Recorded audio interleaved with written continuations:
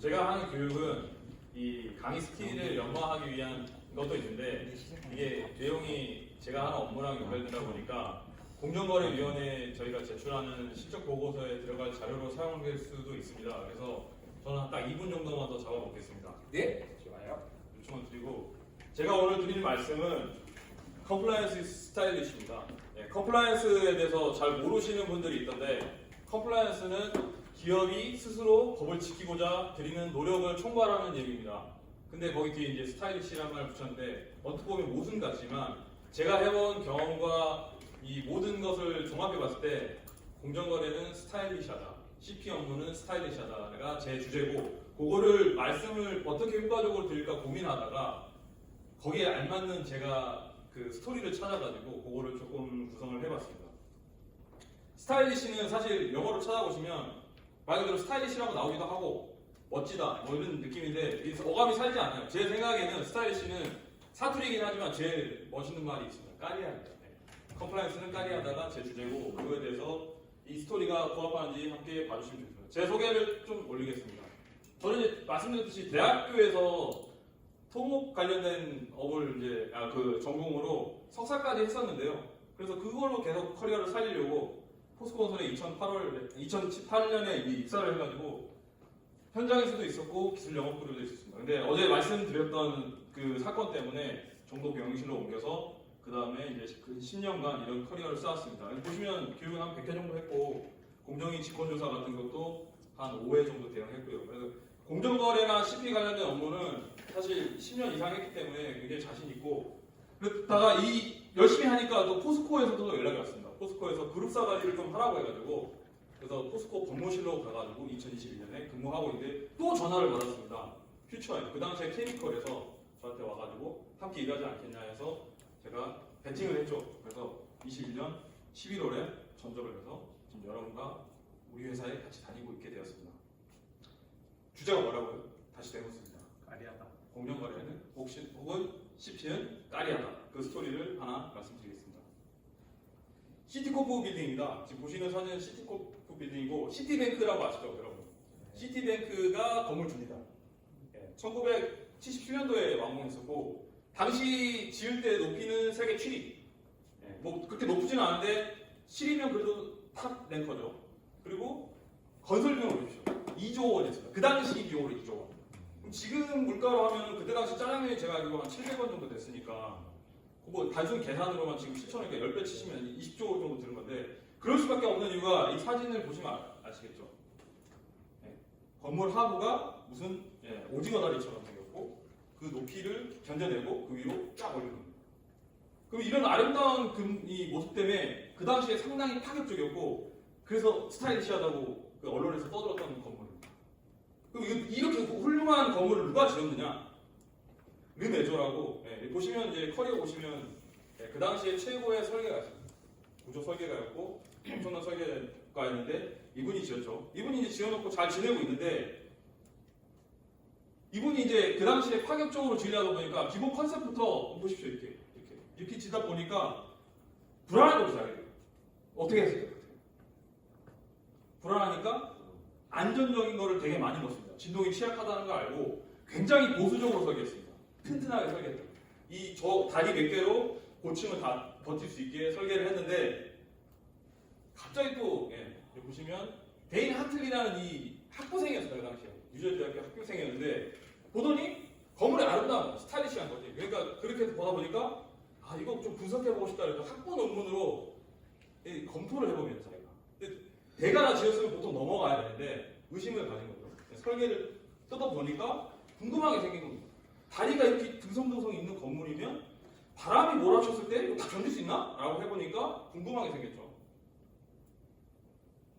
전화를 합니다. 전화를 해가지고 풍화중은 어떻게 풍화중이라고 바람이 건축물에 걸려서 걸리는 하중을 풍화중이라고 하는데 풍화중 어떻게 계산하셨어요? 하니까 르메조가 이렇게 대답합니다.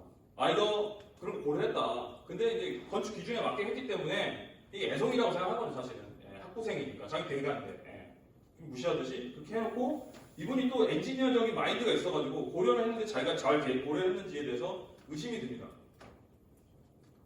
그래서 시공사에 물어보는 거죠. 내가 보수적으로 설계한다는 늘 시공했어라고 하니까 예상치 못한 게 튀어나와요. 공기를 맞추려다 보니까 용접을 해야 되거든요. 이걸 다 지져가지고 붙여야 되는데 철강 구조물을 빨리 하려고 이렇게 겹쳐가지고 볼트로 마감을 한 겁니다. 그걸 볼트 용접이라고 하는데 볼트 마감이라고 하는데 강도가 떨어지거든요. 볼트로 하면 그거를 아는 순간 갑자기 자기가 계산했던 게 맞나 싶은 거예요.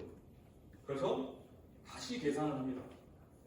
다시 계산할 때 결론이 좀 충격적으로 나와요. 16년 빈도의 강력한 바람이 불면 건물이 40% 뛰게 돼 있어요. 이론상 파성적으로 자기가 보수적으로 넣은 댐퍼도 있고 그러니까 진동 저감 장치도 있고 철근도 있고 했는데도 불구하고 16년 빈도면 야 운 좋으면 안 걸리는 거 아니야 이렇게 생각하실 수 있지만 공학적으로 16년 빈도면 역으로 16분의 1 확률로 파괴될 확률이 있다는 거예요. 근데 저희 건물에 몇 명 들어갈까 하루에? 수천 명이 들어가는 거죠. 한번 무너지면 끝나는 거예요. 그걸 아는 순간 이 사람이 고민에 빠집니다. 여러분 어떻게 하시겠어요? 여러분이랑 어떻게 하시겠습니까? 실제로 르메조는 이거 고민하는 순간에 자살할 충동까지 느꼈던 거예요. 그 정도로 자기가 미국은 특히 잘못 설계하면 소송까지 걸리면 그냥 걔들 다 망하는 것 같아요. 끝나는 거예요. 감옥 갈 수도 있거든요. 근데 르메조는 정석을 택합니다. 사실대로 안 읽고 책임을 진다고 합니다. 자, 이 정도까지 하면 이 스토리가 스타일리시했을까요? 그렇지 않습니다. 진짜 온갖 곳에서 자율적인 도움이 됩니다. 전 제일 인상 깊었던 게 뭐냐면 경쟁사가 더 왔어요. 경쟁사가 더 왔다고. 우리랑 경쟁하는 회사가 더 왔습니다. 사무실을 무상으로 제공하고 기술 지원도 해줬습니다. 엄청 아름다운 일. 뭐 그것뿐만 아니라 건물주, 시공사 다 양해를 했습니다. 그래서 4개월 만에 끝내요. 이 보강공사를. 그리고 700년 빈도의 풍화종을 견딜 수 있게 개선됩니다. 네. 이거는 거의 다른 건물이죠. 다른 건물. 어나더 레벨인 거죠. 그 전에 건물이랑 아예 다른 건물. 얘랑은 똑같을 수 있는데 어나더 레벨입니다. 근데 이 어나더 레벨이 이 건물에만 어나더 레벨이 아니에요. 제가 보니까. 이 사례 자체가 어나더 레벨이에요. 그래서 오늘 교육자료로 제가 채택을 했고 그럼 이 스토리를 스타일리시하게 까리하게 만든 요소가 도대체 뭔가? 나를 사로잡은 이유가 뭔가? 물론 제가 사로잡은 요소가 여러분한테 또 사로잡을지는 모르겠지만 제가 봤을 때는 자율적이었다. 이 잘못된 것을 바로잡으려고 누구도 강요하지 않았는데 자율적이었고 그 다음에 협력했다는 거예요. 자율적 협력. 이게 품격을 만들었다. 품격은 정의가 사전적인 정의는 어떤지 모르겠습니다. 근데 제가 여러 가지 책을 읽어봤는데 품위에 가장 저한테 와닿는 게 뭐냐면 더 가져갈 수 있음에도 다른 사람을 위해서 필요한 만큼만 가져가는 게 품격이라고 알고 있습니다. 근데 저는 우리 회사가 품격 있는 회사가 됐으면 좋겠거든요. 그런 회사에서 일하고 싶어서 21년도에 급여도 까이고 조건도 안 좋았지만 미래를 보고 넘어왔습니다. 그래서 이 스타일은 품격에서 온다. 이 까리함은 품격에서 온다. 그래서 컴플라이언스를 하면 회사가 좀 까리해진다라는 게 제 결론입니다.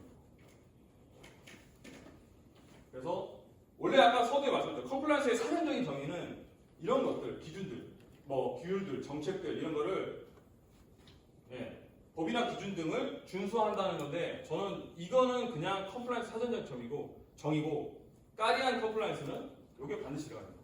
함께 자율적으로 이루는 게 컴플라이언스다라는 게 제 결론입니다. 그래서 다시 종합해드리면 컴플라이언스를 하면 회사가 까리해진다.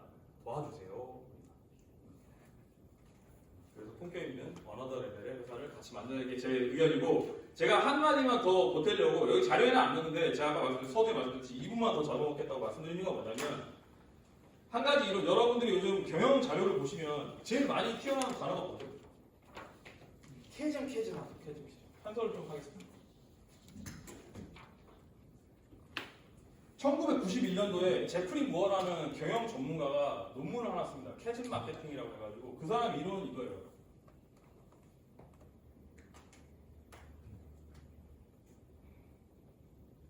죄송합니다.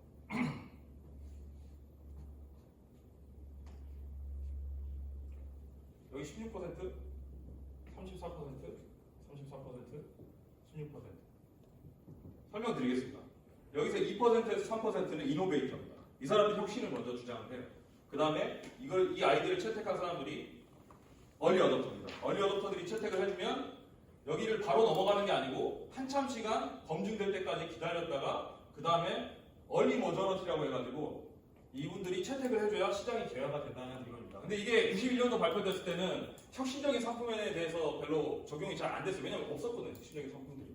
근데 아이폰, 전기차 이런 이론을 따른다고 지금 생각하고 있고 그래서 지금 저희 경영자를 보시면 캐즘 여기 넘어야 된다. 여기 넘어야 된다 하는데 저도 컴플라이언스에 대해서 그렇게 생각하고 있습니다. 지금 우리 회사는 얼리 어댑터도 육성을 못했어요. 제가 아무리 2년 동안 했지만 육성을 못했습니다. 근데 여러분이 오늘 제 강의 듣고 컴플라이언스 까리한데? 라고 동의해 주시면 같이 저랑 이노베이트 되시는 겁니다. 그래서 우리가 활약하면 얼리 어댑터도 생길 거고 그러다 보면 컴플라이언스에 있는 캐즘조차도 점프해서 어너더 레벨이 될 수 있다는 게 제 추가 발언입니다. 네. 이거는 지금 동영상 다 찍혔고 공정위에 제가 사진을 따가지고 이쁘게 포장해가지고 실제로 사용하겠습니다. 감사합니다. 자, 기다리게 해주시고 여러분 작성하시면서 이분이 뭘 잘하셨는지